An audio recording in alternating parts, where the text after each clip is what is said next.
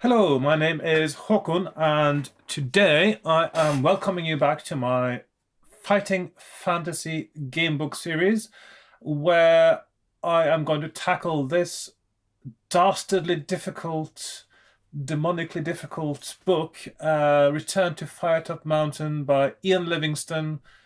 Ian Livingstone, quite a cruel man when it comes to writing choose your own adventure game books, because this book is so full of ways to die horribly that I think, I'm just going to talk a little bit now.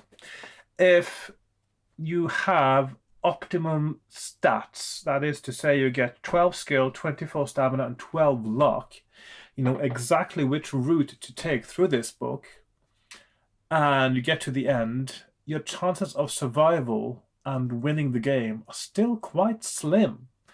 And I will say more about that in a future episode, because once I'm done with this book, once I've played it to death, well, in a metaphorical sense, um, I will make a map of all the locations. I will sort of do stuff like that, and I might actually I'll post a map on my Patreon when I've done it, um, and I will calculate what the chances are of winning the game, even if you know exactly what you're doing.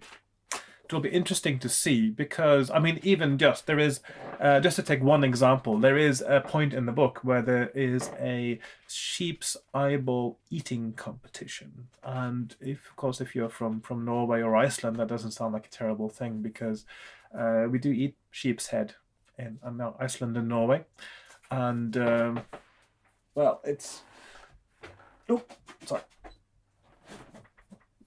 and of course. The eyeballs are said to be a delicacy. I've never tried it. I've tried sheep's head meat, but I've not tried the eyeballs. But there you go. If you're Norwegian or Icelandic, that may not be such a bad thing. But I think the idea, it's supposed to sound very disgusting to the readers, to eat sheep's eyeballs, and I'm digressing. There is an eating competition in the game book that you do have to win. And only that eating competition in isolation is only a 25% chance of winning, because it is completely random based on dice rolls. So there you go. And that's just one thing, and that doesn't even take into account all the combats, all the luck throws, all those other things that can go wrong. So I will give you, once I've finished this game, I'm going to make a little video and just go through the survivability of this book, which is, yes, Ian Livingstone. He is, I'm sure he must be a very kind man when he's not writing books, because he takes it all out on you if you play one of these. So there you go.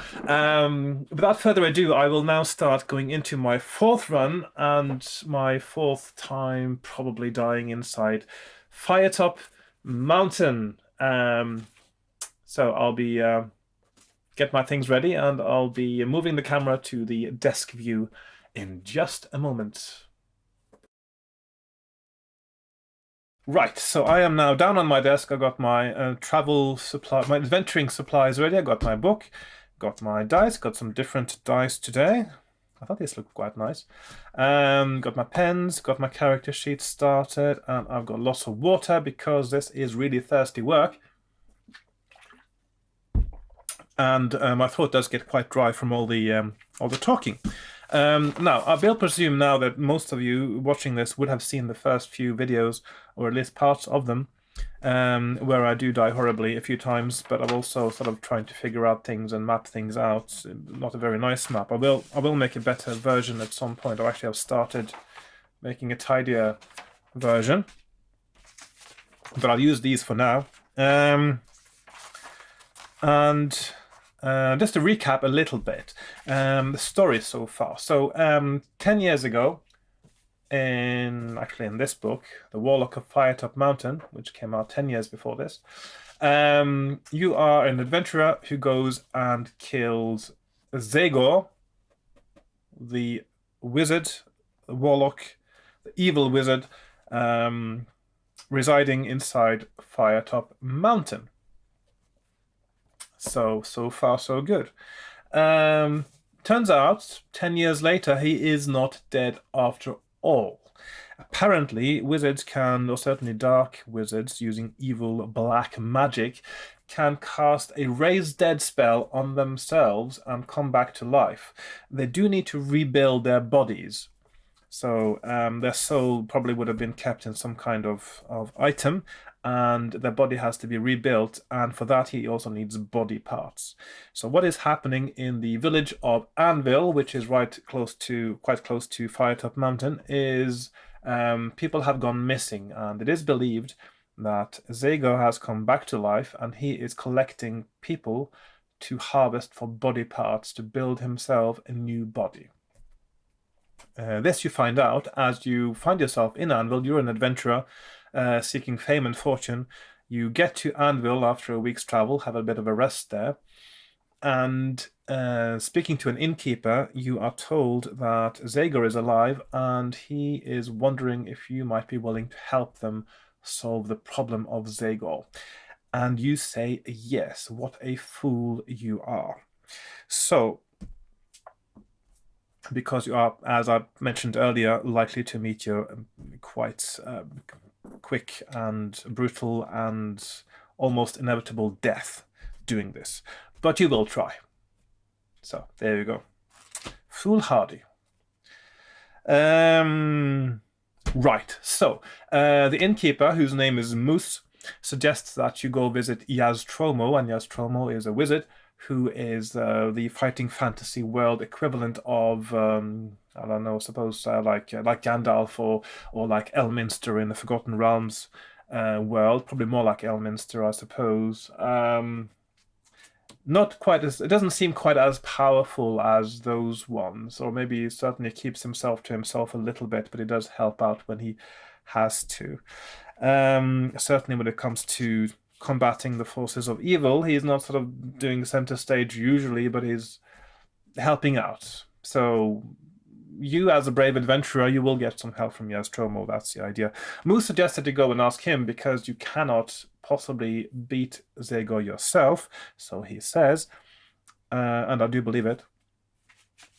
And or at least one can play this game in different ways. You could also say that, ooh, I've been to Yaztromo in a different game, so I know what he says, so I've got the advice that he gave me, and so I don't need to read through that again. But in any case, you want to go to Yaztromo if you're playing this for the first time, and you want also to go to the shop, which is where Yaztromo is, and I can't remember the name of the, Card, that's the name of the town he is in, and there's a shop there in Hobnail Street, 36 Hobnail Street, I believe, where you can buy some supplies that will aid you later.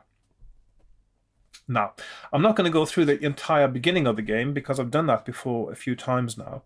So what I've done is I've made a list of the things that I will want to go through and do before getting to Firetop Mountain. So there's a few things to pick up, a few battles to fight, a few luck tests that need to be done, and also going to the shop and buying things. And I'm still not sure exactly what is the optimum shopping list, but I know a few items that I definitely cannot do without. So,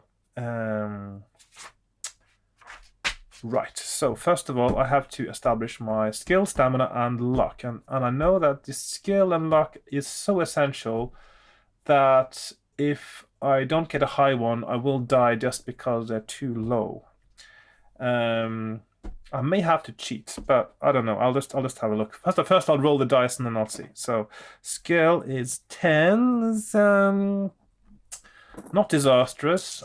Stamina 20, and luck 9. So I can tell you right away, I'm probably not going to win the game with these, but for the time being, I will go with those. Right, so first my quick run through of the things I'm going to get done before getting to Firetop Mountain. So we have a little bit of sip of water.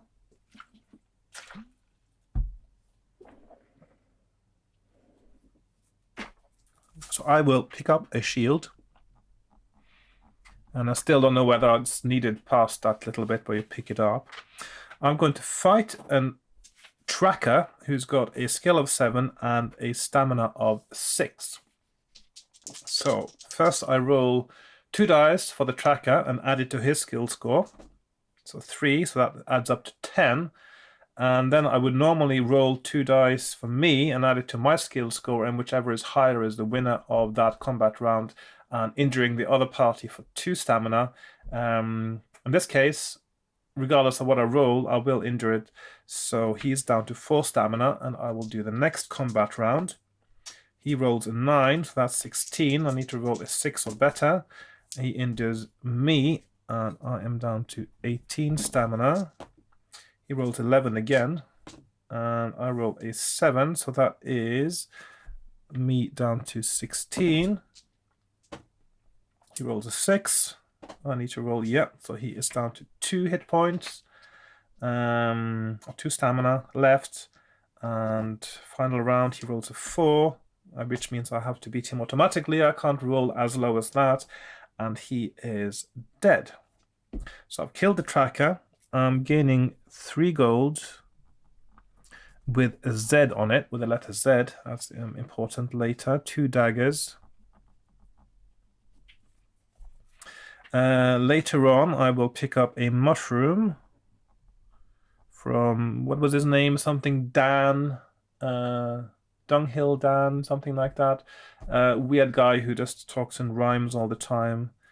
But he gives me a mushroom. If you talk to him, I will help somebody escape some ants, and I will pick up a ring, or get as a gift a ring of invisibility. I will find, as I'm trying to find a place to bed for the night, I do find a key that says number 142 on it. I still don't know whether that's an important item or whether it's just one of the red herrings, because there are keys that are red herrings in this game, I think. I'm picking up a wood brick and ball, which I will need to get to the shop. And then I'm testing my luck, because I'm leaving the place to find somewhere else to sleep, not feeling it's safe. And testing luck against 9. I'm rolling a 9, so that is a successful luck test, and my luck is down to 8. If I'm lucky, my stamina goes up by 2, because I'm sleeping and resting. And also I don't have to fight the hobgoblin, which would have emerged if I had failed my luck test. Now, I'm getting to the place near Stonebridge, the dwarf city, or dwarf town, I'm not sure, I think it's a town, where I get to go on a boat for card on the Red River, and almost immediately after leaving, we are ambushed by some orcs, and I have to roll 2d6, first of all. Roll the 2, and that means the orcs actually managed to kill someone in the ambush, and not so important for the path I've chosen. Doesn't actually make a difference, come to think of it, so I didn't need to do that. And then I'm testing my luck, which isn't necessary, but I have to test my luck, so there you go. I made it, and what happens when I make that luck throw is there is a messenger pigeon, a dove, that comes down on the boat and gives you a message saying that there is an imposter, there's a doppelganger posing as Yastromo in card, and the way to tell them apart is that the doppelganger has green eyes, whereas the real Yastromo has blue eyes. That's one of the ways you would tell them apart. Now, if you've seen episode 1, you will know that I already know this, because that's how I died the first time.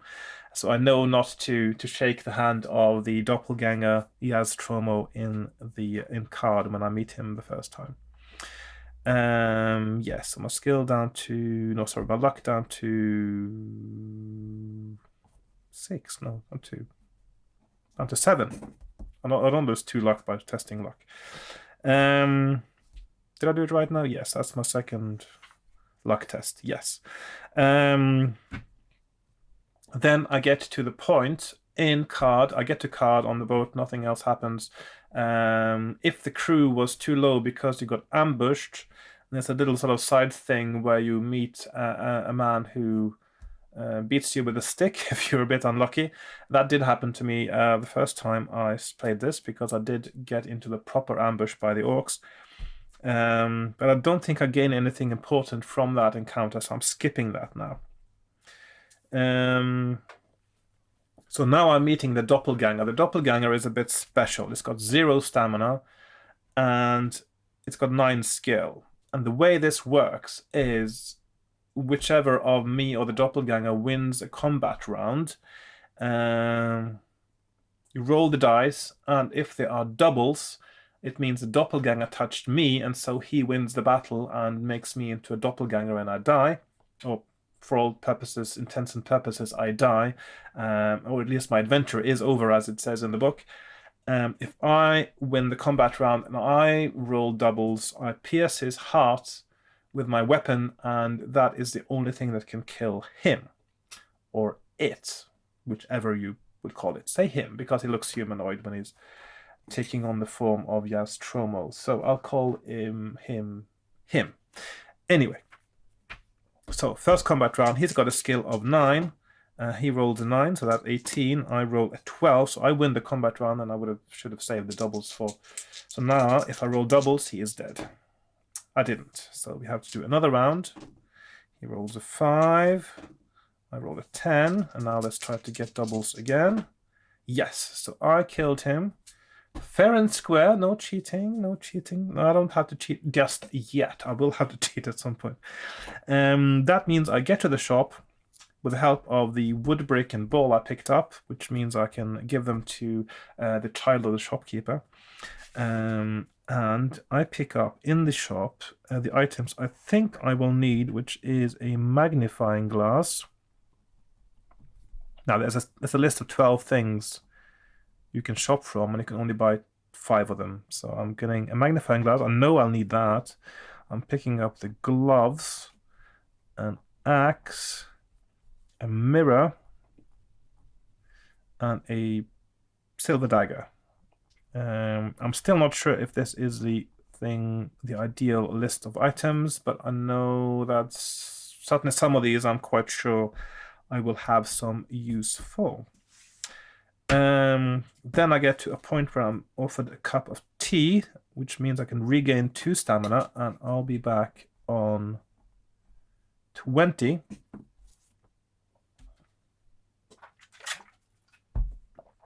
And that is followed by a flight on an eagle, on a giant eagle, that takes us to Firetop Mountain, and this is where my adventure begins today. Now, that only took a little while, but I'm sorry about that. It would have taken much longer if I was to go through the whole thing paragraph by paragraph. I think you'll find. So I am going to read the paragraph where I'm approaching Firetop Mountain. I'm approaching on the eagle, which is carried. It's just flown by a man called Zoot Zimmer of 36 Hobnail Street in Card. Oh, excuse me. Sorry about that. All this water is making me burp. Right. It is late in the afternoon when Firetop Mountain at last comes into view, its former fiery red peak now a deathly black. You tell Zoot to make the eagle land as close as possible to the cave entrance, which lies at the foot of the south face of the mountain. The giant bird glides down and lands in the clearing. From the ground, Firetop Mountain looks menacing. The steep face in front of you looks as if it has been savaged by the claws of some gargantuan beast. Across the clearing is the dark, cave entrance that you hope will lead you to Zagor. Well, be careful what you wish for. Few words are spoken as Zoot holds out his hand to bid you farewell. Soon he is in the air again, turning west for Card. You walk up to the cave entrance and peer into the gloom. At the back of the cave there is a tunnel, which is lit by burning torches. The walls of the cave are dripping with water and there are stagnant pools on the floor. The air is cold and dank. You hear the sound of tiny feet scurrying across the floor. You take a deep breath, enter the cave and walk on into a tunnel, soon coming to a junction. If you want to turn left here, turn to 281. If you want to turn right, turn to 140. Now, because I have been here before and I know that turning right allows me to turn back left again, and it gives me something I might need. So I will go to 140. Let's see, 140. Oh, wrong page. Wrong page. The tunnel soon ends at a wooden door, which looks as if it was boarded up many years ago. You listen at the door, but can hear nothing. You are just on the point of turning around and walking back to the junction when you catch sight of a bottle tucked away in the corner of the tunnel by the wooden door. On picking it up, you see that it is made of dark blue glass and is toppered. There is a metallic object inside which rattles when you handle the bottle. You uncork the bottle, but the metal object will not come out through the narrow neck. If you want to break the bottle, turn to 321. If you would rather put it back on the floor, walk back past the junction and go on down the tunnel, turn to 281. So I will go to 321 and break the bottle. Nothing bad happens, I know that. Nothing. The noise of breaking glass echoes down the tunnel, and you grip your sword in case the noise attracts the attention of someone you do not want to meet. On the floor you find a small brass egg. You put it in your pocket, then walk back past the junction and march on down the tunnel. So I do not know if there is any use for a brass egg, but I will pick it up just in case. So I'm going to 281. Let's see, 281. You soon arrive at a stretch of the tunnel where it curves to the right, and you come across a short humanoid skeleton propped up in a recess in the wall. The skeleton is wearing leather armor, which is dusty and cracked. There are cobwebs over its face, and its jaw hangs open. It must have stood here undisturbed for years. You walk on round the corner and see 3 doors in a row along the left-hand wall. All 3 doors are heavily padlocked, and iron bars are bolted across them. They do not appear to have been opened for years. You soon come to a junction. Looking left, you see that in a further 10 meters, the tunnel ends at a wall. You turn right and come to another junction. If you wish to turn left here, turn to 37. If you prefer to keep going straight, or to keep going straight on, turn to 152. And now I'm wondering which was if there was any point in going straight on. I'm just trying to find my... Let's see, this map isn't that clear. I'll just have a look at my other map to see if that was clearer.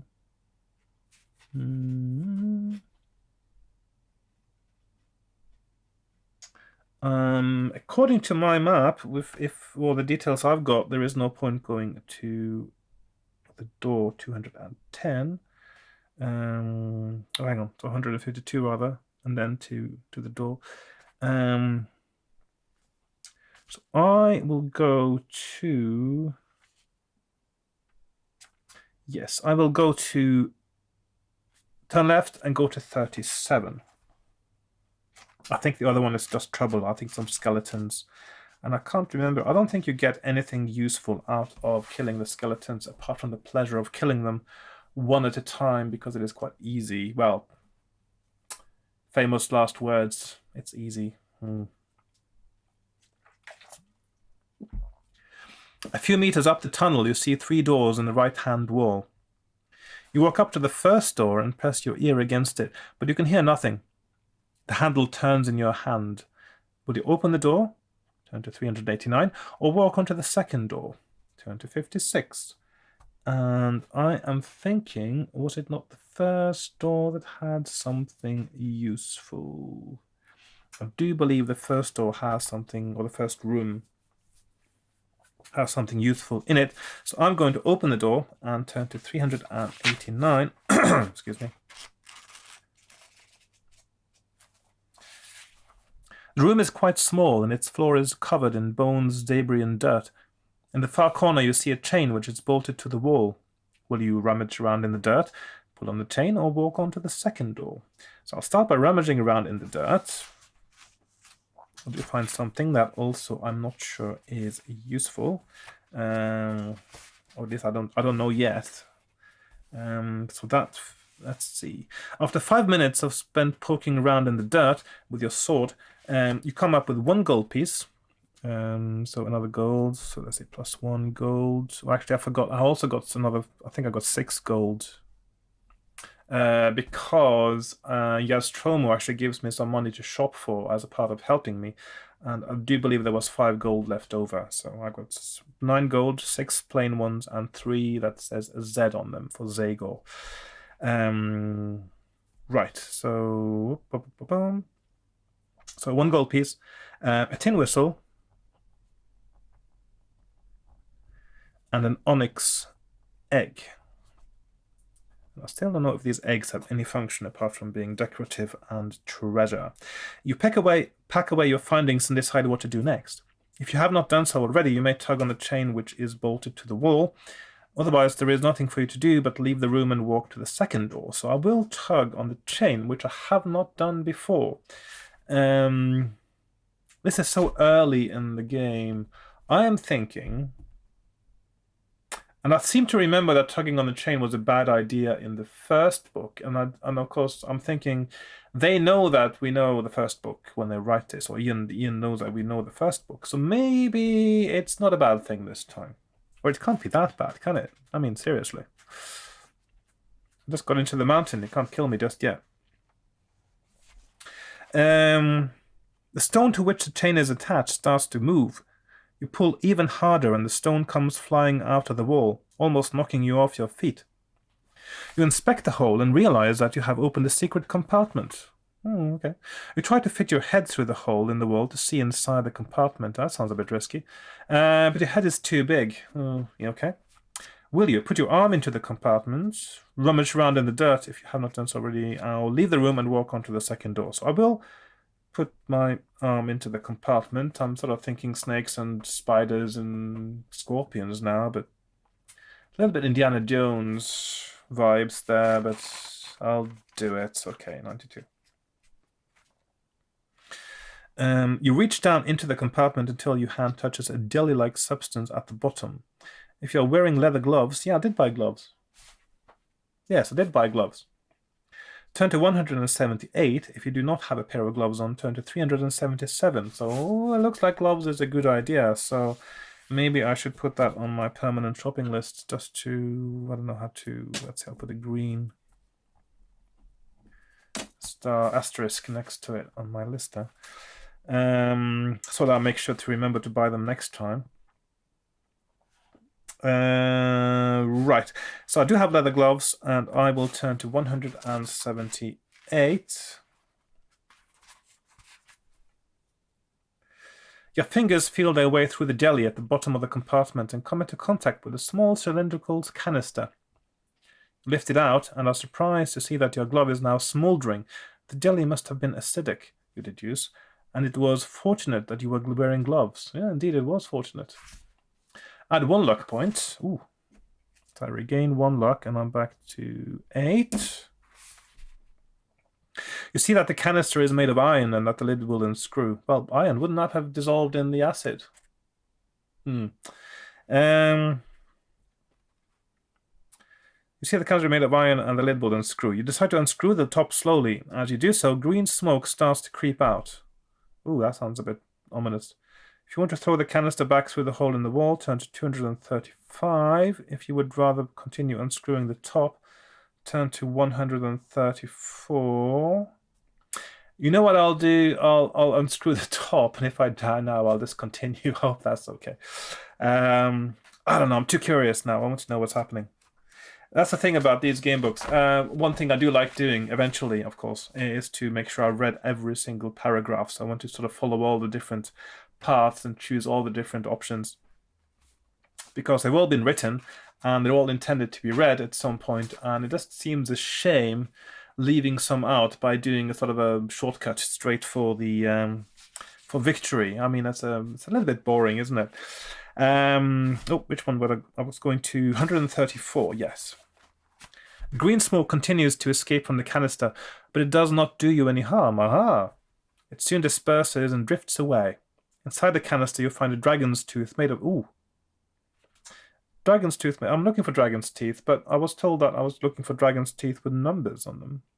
So you find a dragon's tooth made of gold and with a symbol of a heart inside a flaming circle stamped on its base. Okay, so I don't know what that means. So gold, dragon's tooth. So heart inside a flaming circle. So a heart inside a flaming circle. Okay. After examining it, you place it carefully in your pocket and 1 luck point. My luck is actually back to the starting point. That is amazing. That hasn't happened before. Or does it? I can't remember the first one if that happened. But there was a place in the first one when you get shipwrecked that you actually get luck points as well. Right, you may now rummage around in the dirt. Otherwise, you are left with no choice but to go out of this room and walk onto the second door. So that is me done in this room, and I'm moving on to the second door, which I think is a little bit more dangerous. I can't remember if I'm supposed to... that is just going to kill me. Right. I do remember that was quite dangerous. You can lose your sword and things. Okay. Onto the second door. 56.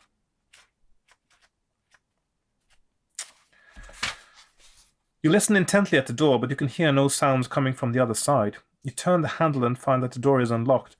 If you want to enter the room, turn to 226. If you would rather walk onto the third door, turn to 273. I think I'll leave that room alone. What happened last time was that I go into the room and the door closes behind me, and then there are all these weapons on the weapons racks. They suddenly start hovering in the air and they surround me, and the only way... Well, the only thing I tried, which actually worked, was to drop my sword. And if I drop my sword, they drop as well, but I lose my sword, and which means I have to fight with 2 less skill, and having a skill of 8, that's a bit risky. So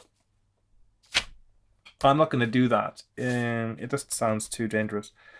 Right. Especially considering how they surrounded me. I mean, if I attacked them, wouldn't they stab me in the back or something? Yes. So I want to walk to the third room, 273.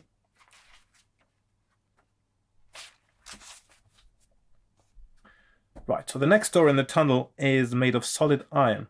Press your ear against the cold metal, but hear nothing. If you want to open the door, turn to 87. If you would rather walk further up the tunnel, turn to 23. Now I see there is a red mark on my map there, something I'm not supposed to do. Let's see if my other map actually tells me what that is. I can't remember actually. I absolutely can't remember what that was. I don't think I'll die right away or anything, so I'll just go into the room and see. Was that the... Oh yeah, this is where I died one time. This is where I died the first time I got into the mountain. It's a torture chamber. So I will go to... But maybe there's something else there. I think I was unlucky. Hang on, where am I now? 273, yeah, so I want to go to 87.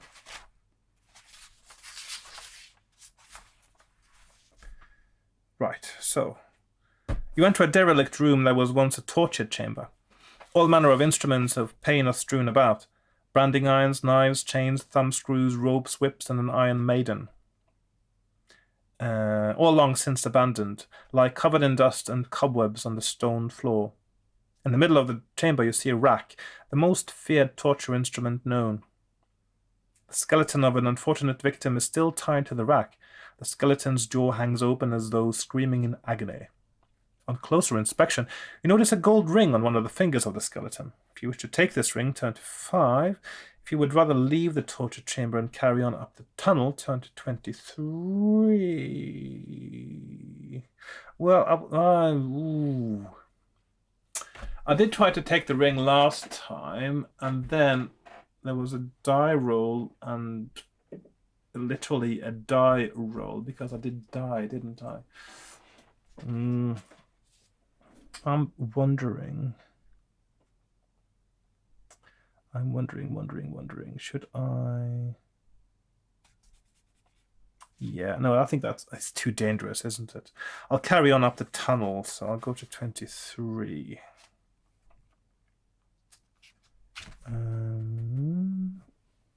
Should I?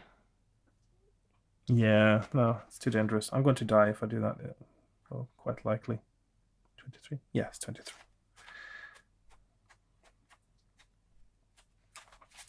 Okay. You come to the end of the tunnel where it joins a cross tunnel. An iron portcullis blocks your way and it is far too heavy to lift. On the wall to your right are 2 levers. On closer inspection you see that the left-handed one is a dummy made of old black wax, a trap laid many years ago, and I do remember that from the Warlock of Firetop Mountain. You decide to pull the other lever.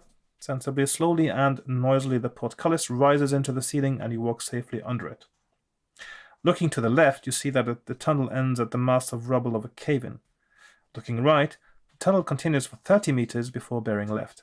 If you want to go to the left to the end of the tunnel, turn to 308. If you want to go right, turn to 3. And I do seem to recall there was something you could find in the rubble. So I'm going left to 308.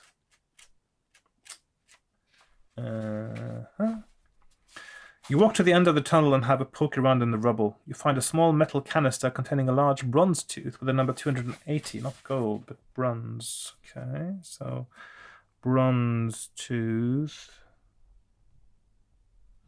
number 280. It's got a number on it. With the number 280 stamped on it. You put the tooth in your pocket and walk back down the tunnel, turn to 3.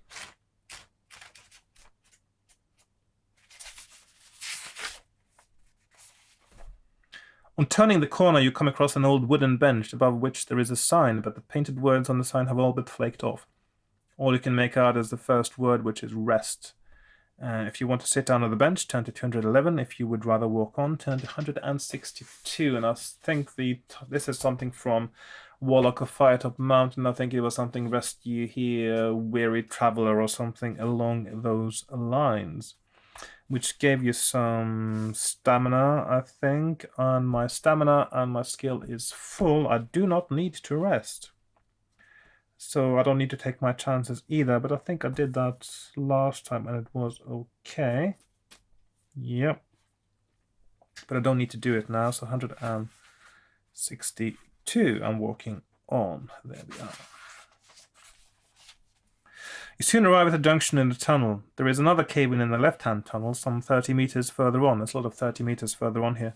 The roof of the tunnel to your right has also caved in, but there is a new branch in the left-hand wall just before the cave-in. You decide to make a quick right-left turn and make your way up the new branch. The new tunnel soon ends at a sturdy wooden door. You try the handle and it turns. You peer around the door and see a human skeleton lying on the floor of a dust-covered room. There is a fine-looking sword in the skeleton's hand. If you need a sword, well, I don't need a sword actually, because, well, I didn't lose my sword earlier. Ah, yes. So this is in the room with the weapons that start animating and hovering around you. If you drop your sword, they drop. So that's the way to solve it. Maybe the only way, I don't know.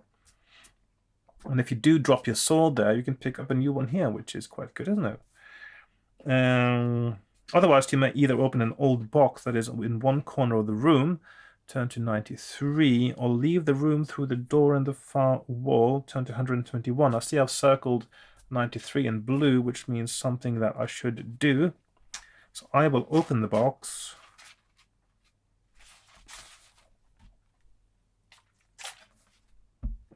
Take a sip of water and read 93. The box is empty apart from a ball of string. Ball of string. Who doesn't need a ball of string? You can always use a ball of string for something. You put the string in your backpack and leave the room through the door in the far wall. Turn to 121. The door opens into a short corridor which ends a few meters ahead at another wooden door. You listen but hear nothing. You try the handle and it turns, and you walk into a room which is richly decorated. Excuse me. Right, I am back. Sorry about that. I had to go take a phone call and I had to go to the shop. I had to do different things. I am back, and I don't like making cuts in my videos. I don't know. But sometimes I just have to because of reasons. But I don't like jump cuts and stuff like that. So, anyway. Where was I? I'll have to remind myself now. I am 121, I believe, is my last location. Hang on. 121.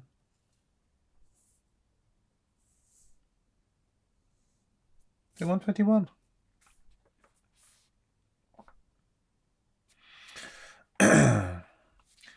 So yes, 121. Yes. The door opens into a short corridor which ends a few meters ahead at another wooden door. You listen but hear nothing. You try the handle and it turns. And you walk into a room which is richly decorated. The floor is of polished marble and the walls are painted white, although grown dull and faded over the years. There are 4 paler square patches, one on each wall, where, you guess, paintings used to hang. Well, I seem to remember this room from Warlock of Firetop Mountain. I think there was something magical about the paintings. And there is a door in the far wall which suddenly opens, and a tall, muscular creature with long arms enters the room. It stops in its tracks when it sees you and starts to drool. Its long, tusk-like teeth protrude menacingly from its bottom jaw. Armed with a spiked club, the savage cave troll runs forward to attack.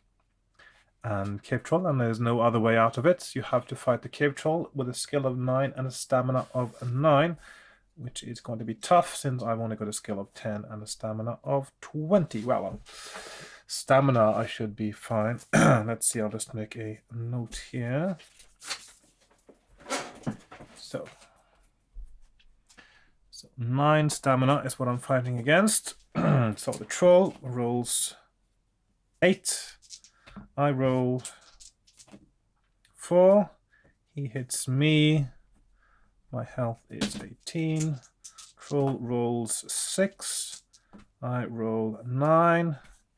He loses 2 stamina. Troll rolls 8. I roll 3. I'm down to 16. Troll rolls 8. I roll 5. I'm not sure if changing the dice was a good idea. Troll rolls 7. I roll 4. He rolls 6. I roll 4. And that is still a hit. He rolls 7 and I roll 7. So that is me hitting him finally. He rolls 5. I roll 11. He rolls 3. I roll 8. And he rolls 5. I roll 4. That is a draw. He rolls 6. I roll 7. And he is dead after half killing me. There we are. I've got 10 stamina left. He has got 0. If you win, it says turn to 284. A pouch on the cave troll's belt holds 3 copper pieces, some garlic, a crude metal earring, in the shape of an earwig and a piece of paper with the word leg written on it. Perhaps the cave troll was on a mission to find Zager a leg for his new body. You may take any roll of the copper pieces, the garlic, and the piece of paper. So 3 copper. I'm not sure about the garlic though, because I did get to a place where there was a vampire. It seems strange, and of course I was a dead end where I just died. I don't think there'll be 2 vampires. It doesn't make any sense. I'm not going to take the garlic. I don't need the garlic.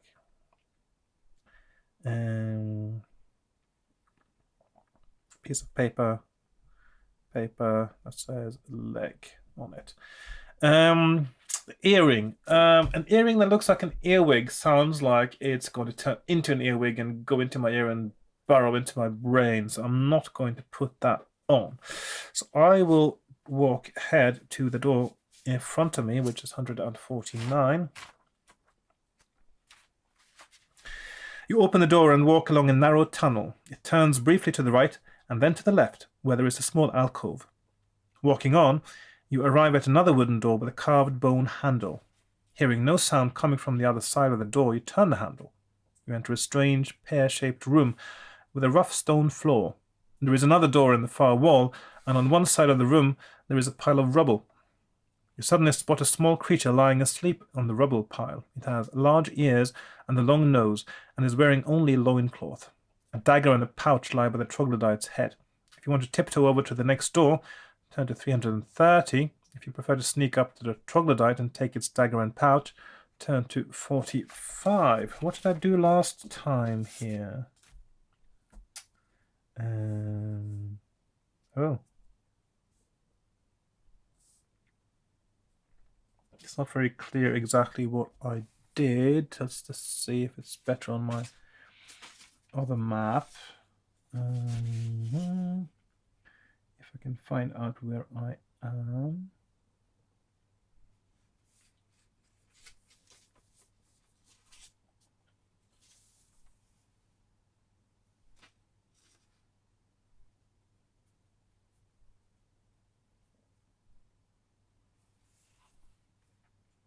Because my other map is laid out in a completely different way, just to confuse me now. Sorry, I'll just be a little moment when I try to get my bearings now. So I was at 23, which is there, and then I walked over to 3, and then on to 211, cave troll. Oh. Looks like I've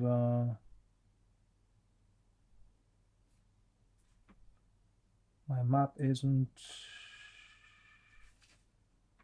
Oh, have I messed up my map? Hang on, 121.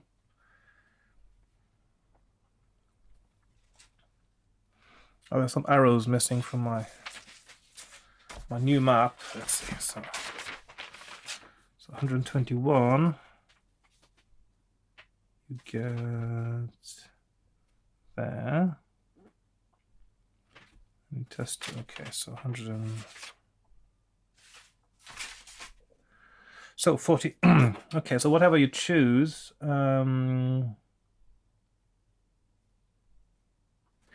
already got a dagger. I don't need a dagger. And oh, hang on. This is. Oh, yes. The I remember now. The troglodyte is the one who has a little piece of slate that says arrow on it, which is the he's the one who was supposed to take part in the eating competition. He is asleep, so I don't need to pick up his things because I know the code word for getting into the eating competition, which is arrow, and I do have a dagger already because I picked a few up in the beginning, which means I can go to 330 and just bypass the troglodyte completely now. Right. Stepping as lightly as possible, you cross the room and reach the far door. Turn to 158. My map is really messed up now, so I'll need to tidy it up at some point. Right, so this is the ferryman, which I I was a bit too far on the side there. The ferryman, which I told you about last time, although I actually did notice when I was looking this up afterwards, and sometimes I've heard that you put 2 gold pieces on the eyes of a dead person before you burn them and things, or when you give them the burial rites in sort of ancient Greek custom. But sometimes there was just 1 coin as well, and you would put it in the mouth. So you put 1 gold coin in the mouth of a dead person to make sure they've got enough to pay the ferryman. And of course, if they don't have enough to pay, the punishment isn't to be lost forever on the banks, because they would just get too crowded. I think you have to stay on the banks for 100 years, and then you get to cross anyway.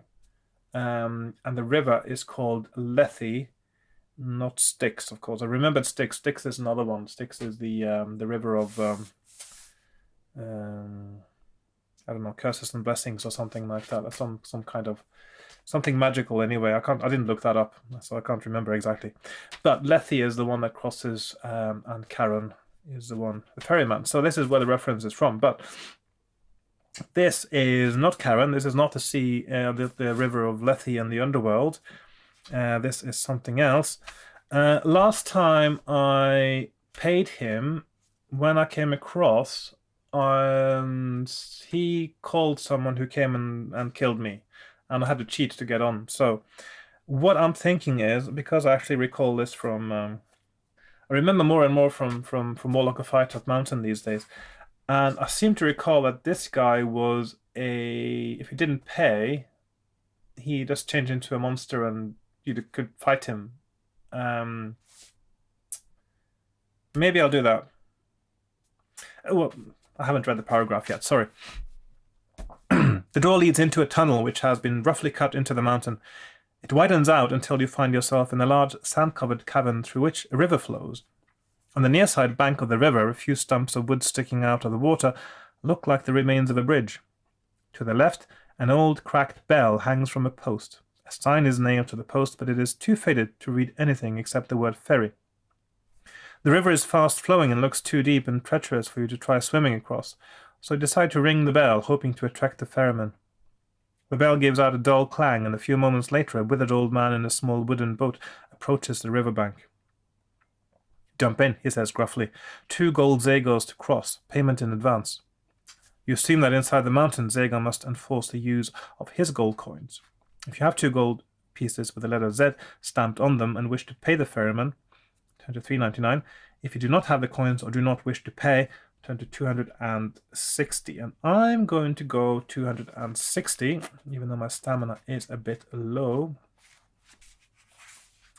Oh, yes. The old man becomes angry and steps out of the boat. "You'll pay for wasting my time," he says in a voice that sounds almost animal. He starts to expand in size. A bulging torso replaces his hollow chest. His jaw elongates, and his bared teeth are sharp and pointed. Thick hair sprouts all over his body.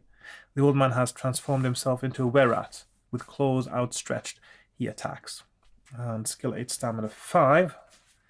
And I think I can do the stamina counting in my head now. So he rolls an 11. I rolled an 11, so he is down to 3 stamina. He rolls a 5. I rolled an 8, so he's down to 1 stamina. He rolls a 5 again, and I roll a 4, which is better than he, so that is victory. And I'm still got my 10 stamina left. If you win, turn to 216. I will go to 216. In the were-rat's pockets, you find a gold piece with the letter Z stamped on it. So I've got 4 of those now. However, there is nothing else of use, so you jump into the boat and row yourself across the river. You're about halfway across when suddenly the boat turns out of its own accord and starts to float downriver, and no amount of work on the oars by you can alter its course. The river narrows as the walls of the cavern close in. The roof of the cavern lowers until you have to keep below the gunwale of the boat to avoid bumping it. Thankfully, the narrow tunnel soon opens out into another large cavern. This one is filled with giant crystals, all sparkling and glinting in the light of many torches. The boat veers to the left and slides up onto a stony bank. Climb out and stand facing 2 tunnels. The word pits is chiseled into the stone above the left-hand tunnel, and the word puzzles is chiseled above the right-hand one. Will you now examine the giant crystals, enter the left-hand tunnel, or enter the right-hand tunnel? What did I do last time? I did not see.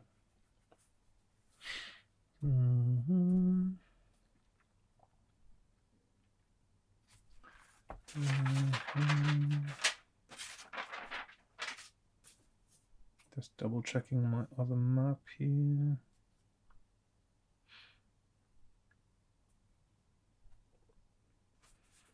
Okay, I'll examine the crystals actually. I'm not sure. Did I do that last time? I don't think I did that last time.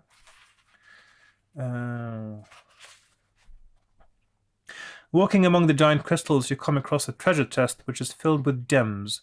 If you wish to take a handful of diamonds, turn to 342. If you wish to leave the treasure, you may enter either the left-hand tunnel or the right-hand tunnel. So, I don't know. I'll take some crystals. I'm going to die now, aren't I? You only live once. Oh, well, 4 times in my case. One of the diamonds in your hand has been coated with a magic potion which reacts when touched by human flesh. If you're wearing leather gloves, turn to 12. If you're not wearing leather gloves, turn to 42. I'm wearing gloves, thank you very much. Gloves seemed like a good idea, didn't they? You place your treasure in your backpack, unaware that one of the diamonds has been treated with evil magic.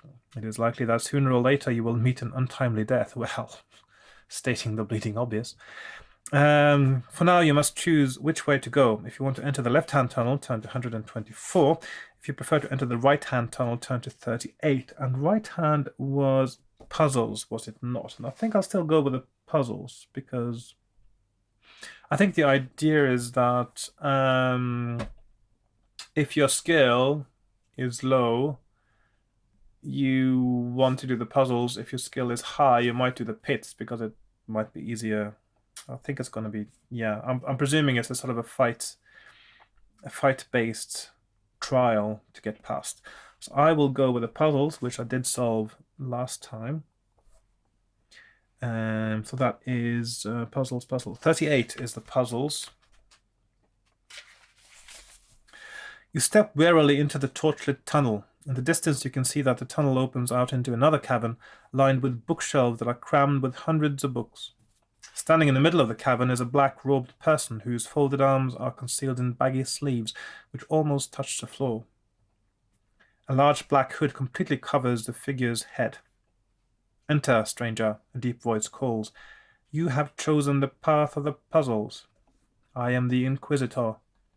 It is your task to prove to me that you are worthy to pass through my domain, and only by the power of your mind shall you do so. Fail and you shall die. Step forward and listen carefully. Your test begins. If you want to obey the Inquisitor, turn to 262. If you would rather attack him, turn to 141. I am not attacking him because I still think that is going to be insta-death. I'm going to 262. You tell the Inquisitor that you are ready. "Good," he replies. "There are 2 puzzles that you have to solve." He holds out his arms in front of him, and suddenly a sword appears in his right hand and a dagger appears in his left hand. The sword and dagger that you see are together worth 300 copper pieces. The sword is worth 200 copper pieces more than the dagger. How much is the dagger worth? And of course, if you can work out the answer, turn to the paragraph with that number. If you do not know the answer, turn to 127. And I've calculated that the dagger is worth 50 and the sword is worth 250. So that is paragraph 50. The sword and dagger disappear from the Inquisitor's hands. He folds his arms again slowly and says, "Correct. Now for the second puzzle." And a sip of water. "You must tell me my age from the information I shall give you. I first went to the School of Evil Magic when I was 4.5 years of age, and I stayed there for 1/6 of my life. Then I went to the School of Demonic Sorcery for 1/5 of my life. I then studied under the great necromancer Helmund for a quarter of my life, and since then, for a third of my life, I have been in the service of Zegor. If you can work out the Inquisitor's age, turn to the paragraph with that number. If you do not know the answer, turn to 127, and I've calculated before that this is 90. So I'm going to 90. Let's see. There you go. Correct, says the Inquisitor. You have earned the right to enter the inner sanctum of Firetop Mountain, where the harmony of the spheres align itself to chaos. If you wish, you may avail yourself of my library before you go. If you want to peruse some of his books, turn to 18. If you would rather walk through the cavern and into the tunnel at the far end, turn to 337. I will read some books, because there was one, I think you had to have a magnifying glass to read. So here we are. You discover many strange titles on the bookshelves. Casket of Souls, Transmutation, The Dark Light, and Vampire Blood are just a few, but the one that catches your attention is a tiny leather-bound book entitled Eye of the Dragon. You open it at random, but the print is too small to read. If you have a magnifying glass and wish to read the book, turn to 53. If you would rather read Vampire Blood, turn to 290.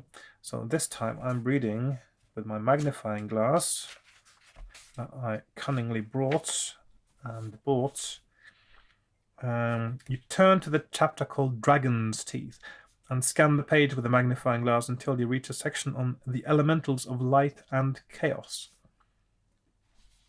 You read that there are 4 of each. The supreme elementals of light appearing in the form of golden dragon's teeth. Each one is numbered. I see the air elemental of light is number 186 and destroys a water elemental of chaos. So let's just make a note of that. So air 186, I'm sure that's enough to, and destroys water. I'm sure there's some kind of fancy rock, paper, scissors thing. The earth elemental of light is, okay, so earth something. But the next 3 pages are missing from the book, and you do not learn the secrets of the other elementals. So hopefully that will be somewhere else. You memorize the information about the air elemental before walking through the cavern and into the tunnel at the far end. Turn to 337. I actually didn't get to read the other book, but I know what's in it. Something about vampire blood being used for potions, which I don't know if that's going to be useful. The tunnel ends at the solid wall, which, however, slides to one side as you approach it. You enter a large room, and the wall slides back into place behind you. Ooh, high tech. The room is lit by 4 candles standing at the 4 corners of a wooden table in the middle of the room. A polished breastplate lies on the table. If you wish to put the breastplate on, turn to 317. I did that last time, and I think that was positive. So if you would rather open the door in the opposite wall, turn to 170. So I'm going to do 317 and put on the breastplate. You examine the breastplate carefully, ever mindful of traps and evil magic, but it looks perfectly normal, so you put it on. It is extremely well crafted and will help to protect you. You gain 1 skill point and 1 luck point. I didn't need any of those. Seeing nothing else of interest, you open the door in the far wall, turn to 170. The door opens into another tunnel, and after 20 meters you come to a door on the right-hand wall. You can hear great gusts of laughter coming from the other side of the door. You tried the handle, but it will not turn. If you want to knock on the door, turn to 187. If you would rather walk on, turn to 304. And I think this is where we're getting to our eating competition. So I want to knock on the door, go to 187. A small hatch slides open in the middle of the door, and you see a pair of big eyes staring at you. What's the password? A voice demands. Would you answer Zegor, Arrow, or Chaos? And I know that Arrow is the correct one because I did that last time. So I'm going to 204. The door opens and you are greeted by a small creature with large ears and a long nose. It's another troglodyte. He is flanked by 2 lizard men guards. He looks you up and down appraisingly and says, "No one told me any humans were entering the sheep's eye eating competition." Anyway, no matter, follow me. If you wish to tell the troglodyte that there has been some mistake and that you are not entered for the sheep's eye eating competition, turn to 156. If you prefer to follow the troglodyte in silence, turn to 43.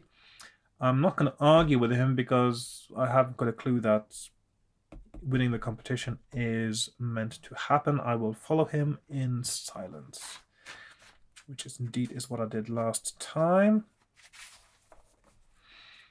You are conducted to a table set up in the middle of a large room around which 3 contestants are sitting, each with a plate of sheep's eyeballs piled high in front of him. Sit down to join them and gulp at the sight of the eyeballs in front of you. You look at the others and try to raise a smile. Your opponent to the left is an older barbarian wearing furs and a leather headband. The one to your right is a Neanderthal-looking caveman, and the one sitting opposite you is another troglodyte who, although of small build, has a pot belly. And everybody knows that sheep's eyes are a troglodyte delicacy.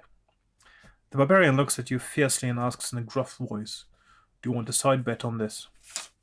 If you want to have a bet with the barbarian on the outcome of the competition, turn to 268. If you don't want to bet, turn to 380. And I seem to recall last time I said I didn't want to bet, and if you don't want to bet, he thinks something is up because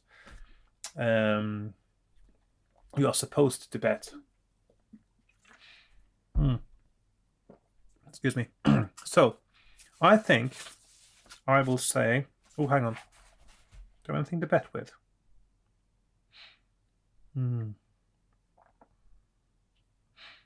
Yeah, okay.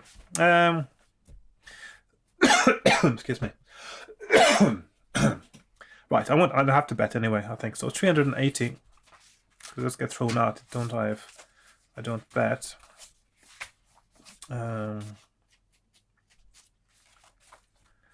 Everybody bets on... No, hang on. I looked at the wrong one now. I was meaning to bet, so... Oh, hang on. Where am I? Bet.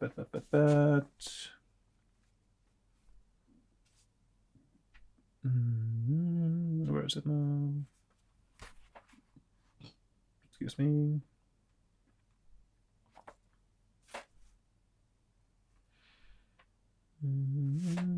That's 268. Yes, there we are. I only bet gold against gold, the barbarian continues. No gold, no bet. If you have something made of gold that you are willing to bet with, turn to 326. If you do not have a golden object to bet with, you must tell the barbarian that you don't want to bet after all. And the only thing I have that is made of gold, apart from the coins, which don't count, is the gold dragon's tooth. It will have to be the gold dragon's tooth, I bet, then. Okay. Although I suppose if I win, it doesn't matter if I have anything gold or not. No, actually, it says you have to have a golden one. Okay, so I'm going to bet 326.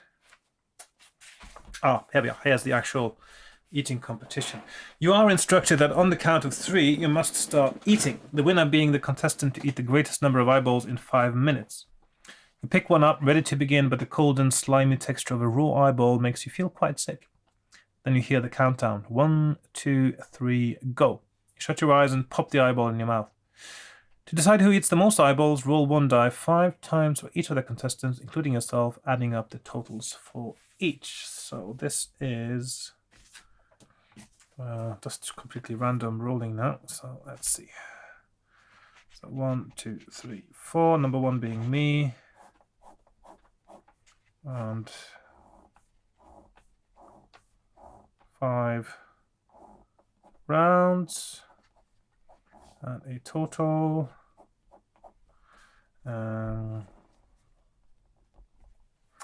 Let's see, and it's 1 die each. So okay, so I'll just do 1 round at a time. So I'm rolling 1 for myself. That's a terrible start. 2, 6, 6. 1 again. Oh dear, I think I'll have to cheat on this one. 2, 2, and 6. Well, the troglodyte is really in the lead now. 4, 2, 2, 4, which means the troglodyte's probably unbeatable now. Oh, that's 1, 2, 2, and 4, and round 5, 4, 5, 3, and 6 by a landslide. Yes, so this is 8, 9, 10, 11. 1, 2, 3, 4, so that's a 13, 6, 7, 8, 9, 10, 12, 15, and then 26. Right, so I came last, actually. And because I know this now, I know I can't beat the game without beating the competition. I will have to cheat now, or sort of say that I had a save game before before I started the competition, so I can try again an infinite number of times until I win. And yes. If there is a tie for the highest score, roll the die again, blah, blah, blah. If the barbarian either wins the competition or eats more eyeballs than you, that's what would have happened, but I'm not going to do that now. I'm going to pretend that I won the competition because I need to win it to get past. I'm not going to do the whole thing from the start over again. So if you don't win the, see, blah, blah, blah. So if I win the competition, turn to 179. So I'm going to pretend that I won now. The troglodyte hands you a small trophy. It is a bronze bust of Zagor. So a bronze bust of Zagor. You pretend to be grateful, although you are bloated and revolted at having to eat all those eyeballs. There's still a source of nutrition. Regain 1 stamina. Ooh, regain 1 stamina point. I need that. You turn to the barbarian and remind him of the bet. He grunts and slaps a cloth purse into your hand. You open it and find in it a large tooth made of gold. It has a number 27 stamped on it. I'm sure this is one of the ones I need. So gold tooth number 27. Add 1 luck point. Can't do that. After drinking a mug of water, you make your excuses and leave the room, turning right into the tunnel, turn to 304. So now I'm back very close to where I died last time.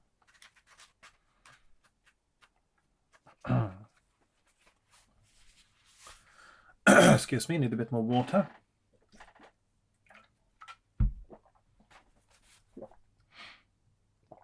The tunnel seems to be never-ending, but finally you arrive at a T-junction. If you want to go to the left, turn to 109. That is a dead end, and that will an end where you die horribly. If you prefer to go right, turn to 349. So I will turn right this time and go to 349. You walk along the tunnel, following it round a long left-hand bend until you come to a door in the right-hand wall. Listening intently, you hear what sounds like somebody chopping wood. If you want to open the door, turn to 194. Oh, that rhymes. If you would rather walk on, turn to 151. That also sort of rhymes. Somebody chopping wood. That means they got something to chop with, which isn't very nice. What should I do there? Just thinking.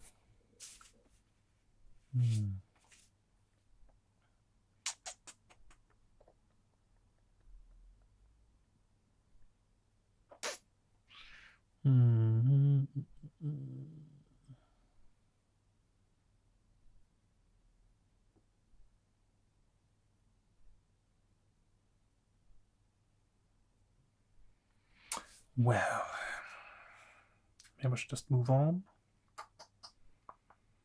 Or should I go and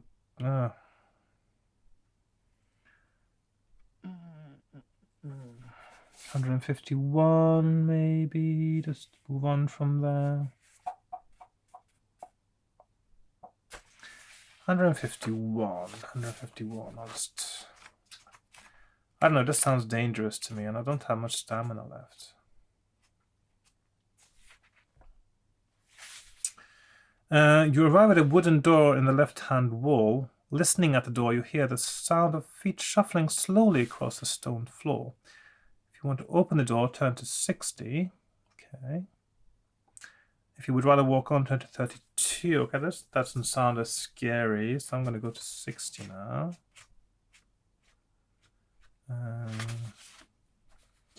Opening the door, you see a hunched, pockmarked creature wearing tattered grey rags and staggering under the weight of a dragon skull, which it is carrying across the filthy room. One of the teeth in the dragon's jaw sparkles. It could be made of gold. That seems too obvious, though, doesn't it?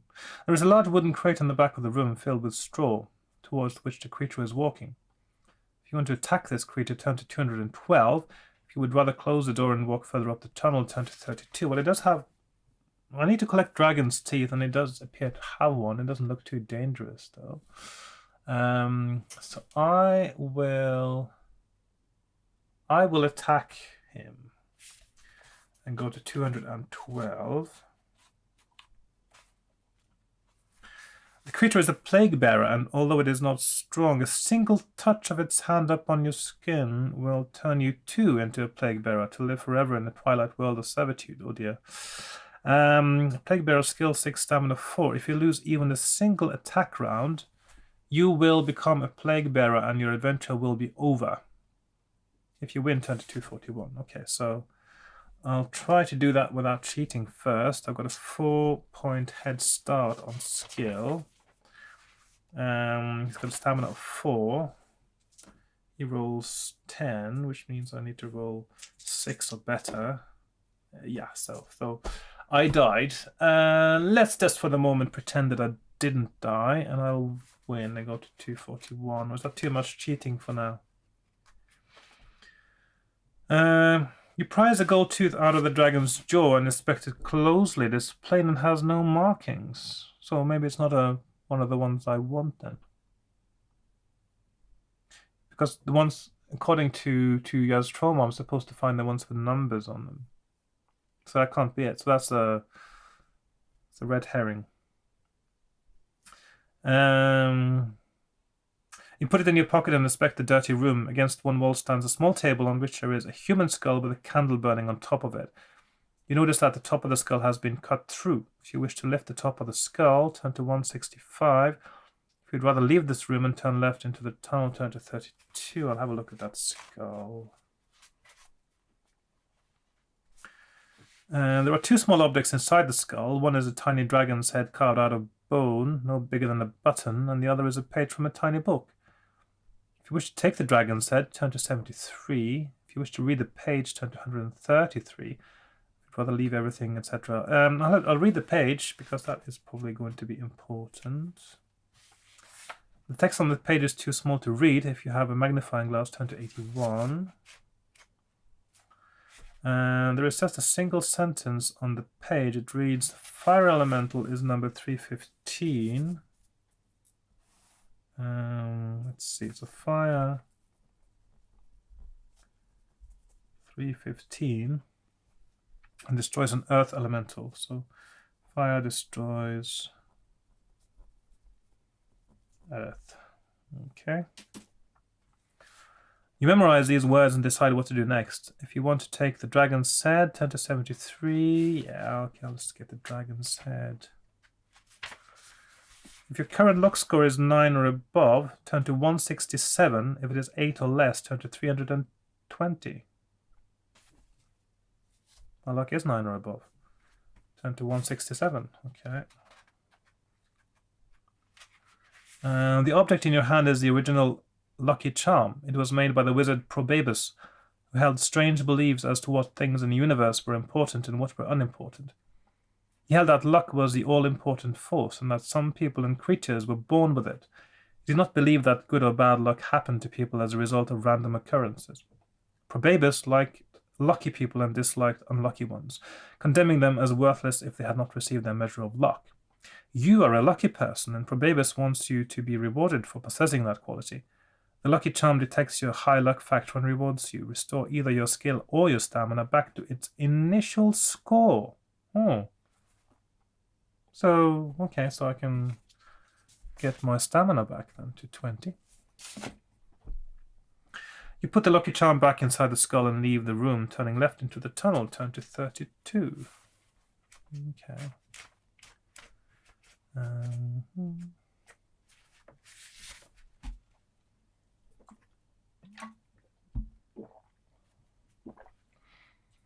You soon arrive at another door, this time in the right-hand wall of the tunnel.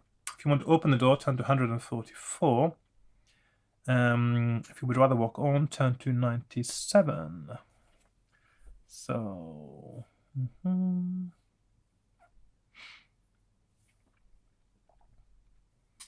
right. Open the door. Open the door. I'll open the door.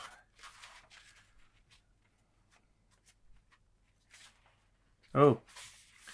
As you open the door, a terrible stench assails you. The door opens into a room with a sunken floor. Looking down, you see 3 bloated worms, each 4 meters long, slithering over the carcass of a dead dog. They are yellowish-white and have large oval sucked mouths with which they are blindly trying to grip the dog in order to suck out its juices. There are several rotting carcasses in the pit, and these are the cause of the nauseating stench. As one of the sucker worms rolls to one side, you notice an ornately made brass box lying on the floor of the pit. If you want to jump down into the pit to retrieve the box, turn to 7. If you would rather close the door behind you and carry on up the tunnel, turn to 97. Now, I just got my stamina back. I can handle this. I'm jumping down to get the box, so I'm going to 7. You wait for a gap to appear between the worms on the floor, then you jump. The sucker worms show no interest in you, preferring to feast on the dead flesh of the dog. However, one of the worms has rolled over the top of the box. Will you wait for it to slide off the box, or hack at it with your sword straight away? Well, they're not attacking me. I'll just leave them for now. 307.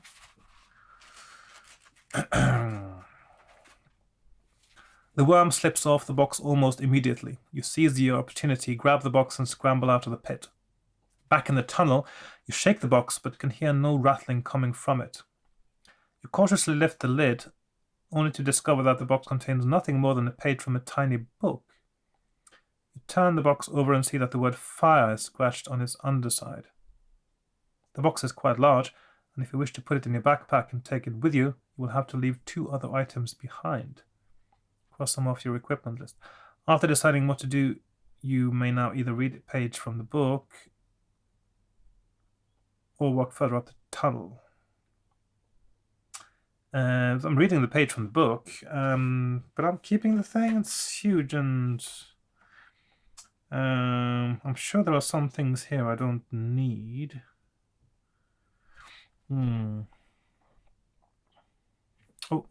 that's true. I don't have those anymore. I'm not keeping the box. But I'm reading the page, 230. I'll need information on it. I haven't found those yet. The text on the page is too small to read. If you have a magnifying glass, turn to 39. I do have a magnifying glass. There is just a single sentence on the page. It says, the water elemental is number 27. So water 27 destroys fire. Well,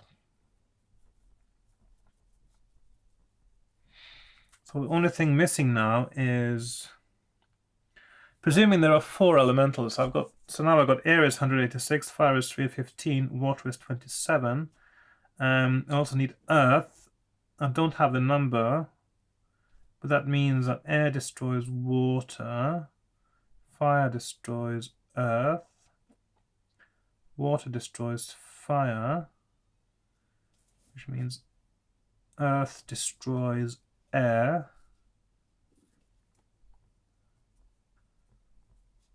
I guess. I only need the number there. So I've got a tooth. Let's see, did I have a gold tooth 27? So I've got the water elemental. Yeah. Okay, so I'm still needing some things there before I can beat Zegol.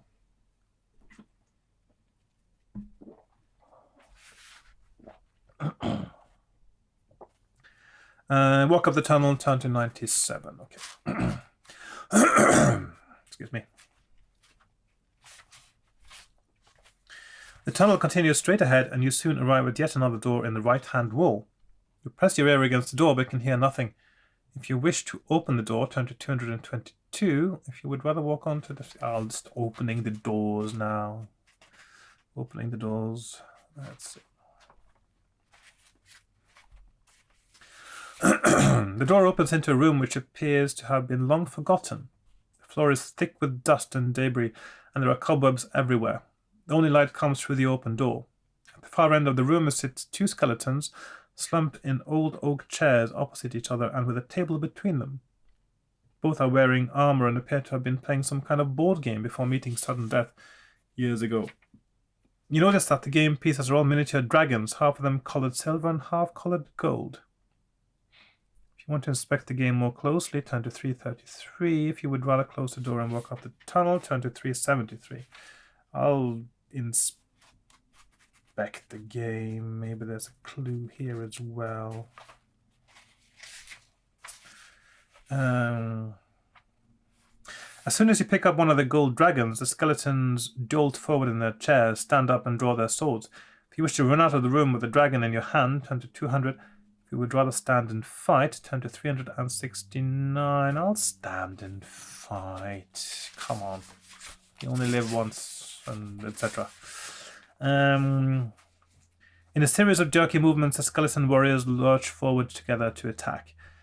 Each skeleton warrior will make a separate attack on you every attack round, but you must choose which of the two you will fight. Attack your chosen opponent in a normal way. Roll again against your second opponent. This time a successful roll means you have defended yourself against its blow, but you do not hurt it. If your attack strength is lower, your opponent wounds you as normal. If you win, etc. So I'm fighting them both at the same time. And they've got 8, 6, and 7, 6. So which is better to attack first? I'll attack the one with the highest skill first. In any case, I'll roll for both of them now, and then I've rolled for me. So first one is 8 plus 7, so that's 15. The other one is 11, and I am 20. So I'm wounding the first one. He's down to 4, and none of them hit me. First one is 11. Second one is 17. And I am 14. So I am injuring him, but the other one is also injuring me. First one rolls 7, so that's 15. Second one rolls 10. Oh, it rolls 3, so it's 10 attack. So, and I roll 5, so the first one hits me.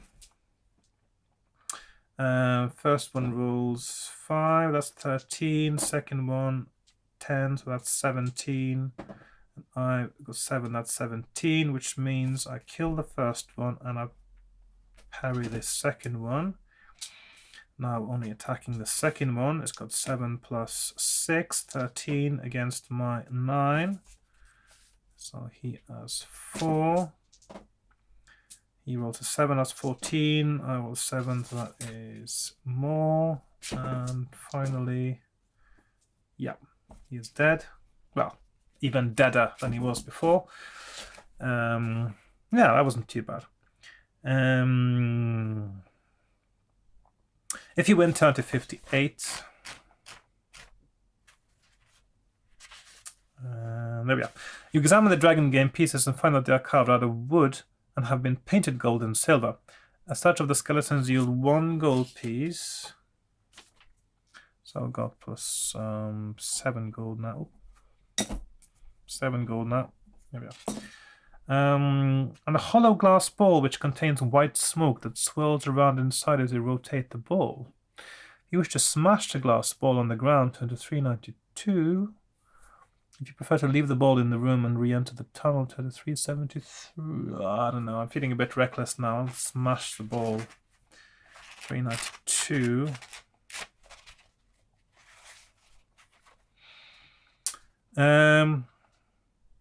The The glass ball shatters on the stone floor and you are immediately engulfed in a white smoke. Hacking and coughing, you stagger out of the room, pulling the door shut behind you. Your head spins and you feel completely disorientated and quite sick. If you have one of Dung Heap Dan's mushrooms, turn to 139. Well, this is where the mushroom comes in. If you do not have a mushroom, turn to 246. I do have a mushroom. Dung Heap Dan, the mushroom man. Remembering Dan's words, you chew the mushroom as quickly as you can, swallowing the last piece just as you feel yourself losing consciousness. You wake up again less than a minute later, feeling perfectly normal once more. Add 1 point to your stamina. Ooh, so I'm up to 17. I'll just do it like this. You stand up, shake yourself, and walk on. Turn to 373. I've completely forgotten to do my mapping now. I'll go back, retrace my steps, and do that later. The tunnel eventually ends at the T-junction. If you wish to go to the left, turn to 4. If you wish to go to the right, turn to 48. I don't know, left was a bad choice last time. I'll go to the left this time. It is not long before you arrive at the great iron door in the right-hand wall. The door is firmly locked, but there is a large keyhole in the door. If you have an iron key, turn to the paragraph number that is inscribed on the key. Didn't I have an iron key? I put key number 142. Is that an iron key? Let me check now.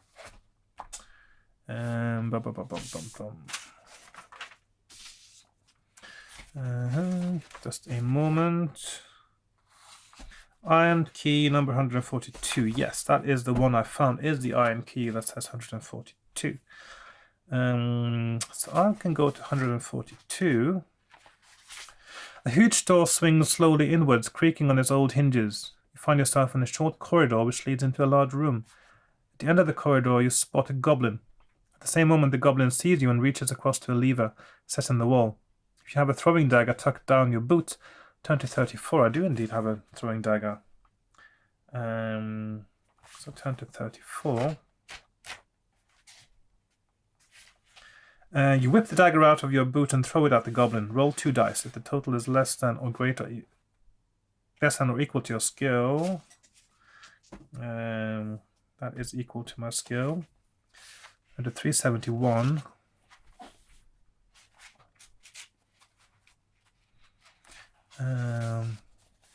The dagger finds its mark, hitting the goblin squarely in the chest, and it slumps forward on its face. After retrieving your dagger, you walk down the corridor and enter what appears to be a meeting room. In the center of the room is a long table surrounded by 8 chairs. The walls are lined with shelves full of books, manuscripts, scrolls, and maps. There are several piles of gold coins on the table, and odd coins lie scattered about the room. A door in the far wall suddenly opens, and an old man enters. So this is a picture here. He is wearing a long purple gown with a raised collar and a purple headband. Intruder, he says grimly, you have no right to be here.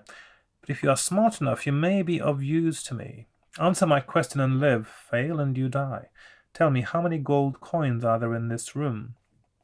Look at the illustration and count them up. If you know how many there are, turn to the paragraph with that number. If you get the answer wrong, go to 232. So, let's see. 1, 2, 3, 4, 5, 6, 7, 8, 9, 10, 11, 12, 13,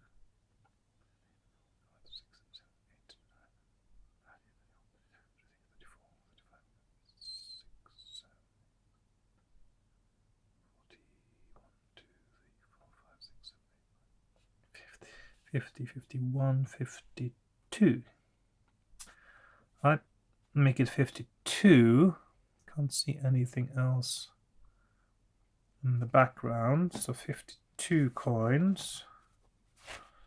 Let's go to 52. And get some more water.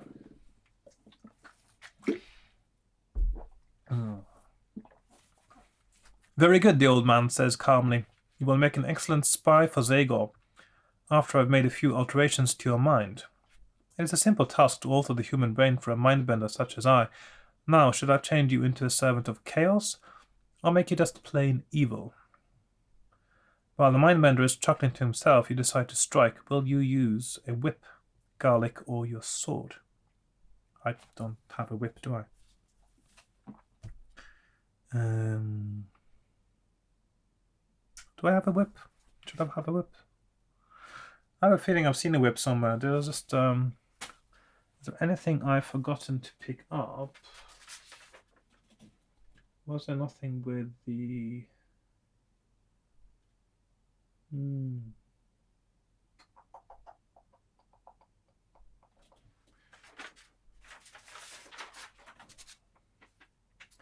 whip? Where did I see a whip?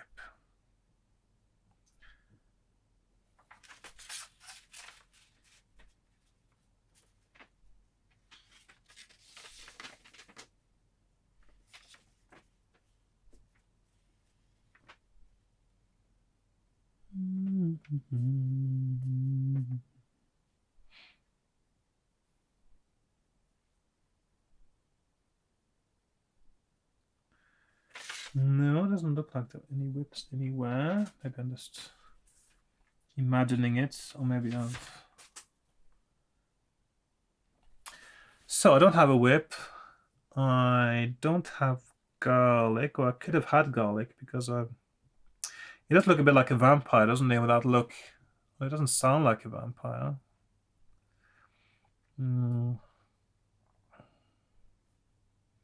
Sword. It doesn't seem like, I don't know.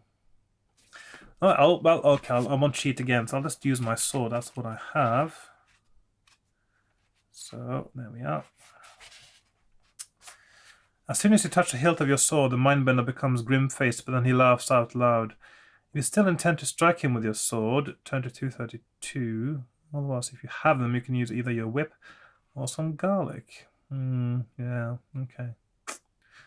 Well, I only got my sword. I'll just make this. This might be the end.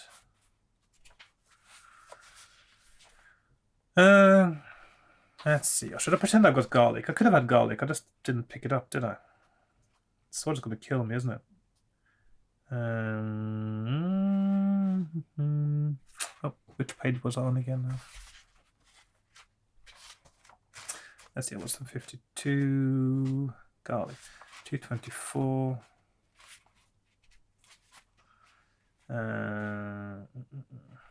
Yeah, no, that doesn't work. One needs a whip to get past here. If I'd had garlic, that wouldn't have worked either. The mindbender watches as you hold the garlic out in front of you, then bursts out laughing. I'm not one of the undead, he says mockingly. I am very much alive, but you won't be for much longer. The only thing you are good for is a spare part in our body pool. A mere flick of his fingers freezes your limbs. You are carried off by orc guards to a busy room where Zagor surgeons set to work on you.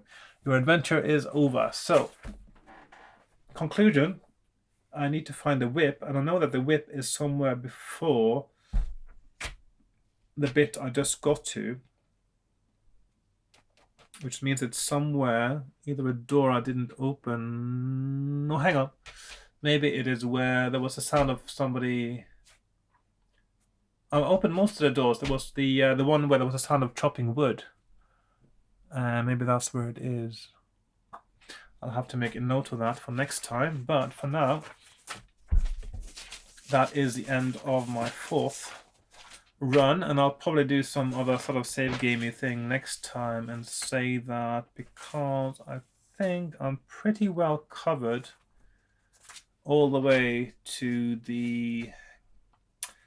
I can sort of pretend that I've sort of come all the way past the eating competition perhaps next time and start from there and then see if I can make it all the way from there on. Right, so if you have endured this adventure as well and been with me the entire time through this, then, well, you are very patient. Thanks for watching, and if you have any comments, if this is something you used to play when you were younger, or if you play it now, by all means, do let me know in the comments, and feel free to share and subscribe as well. So thanks for watching again, and I will see you next time, and goodbye for now.